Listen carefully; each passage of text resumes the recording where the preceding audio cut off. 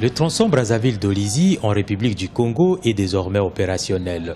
Le président de la République, Denis Sassou Nguesso, a procédé ce mardi 1er mars 2016 à l'inauguration de cette route de 375 km, complétant ainsi la route lourde Brazzaville-Pointe-Noire de 535 km.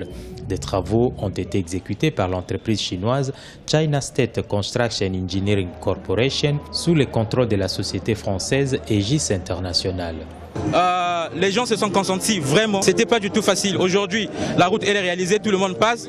Et certains peuvent penser que c'était facile, mais c'était pas du tout facile. Car il y a eu des jours où on travaillait nuit et jour pour que la route puisse se réaliser aussi vite. Parce que ça s'est réalisé en un temps vraiment record. De 2011 à 2016, réaliser un chantier pareil, c'est pas croyable. La route lourde Brazzaville-Pointe-Noire est un axe stratégique et un levier économique pour les pays. Sa mise en service ne manquera pas de booster plusieurs transactions nationales et internationales. Sur le plan économique, ce serait des avancées énormes.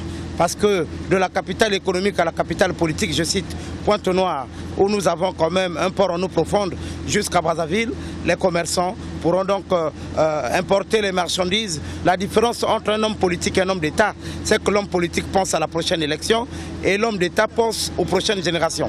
Eh bien, le président Sassou, c'est un homme d'État, puisqu'il pense aux prochaines générations.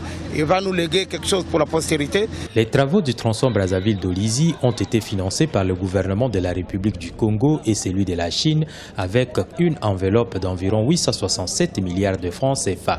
Avec comme maître d'ouvrage le ministère de la Délégation générale aux grands travaux, les travaux ont démarré le 22 décembre 2011.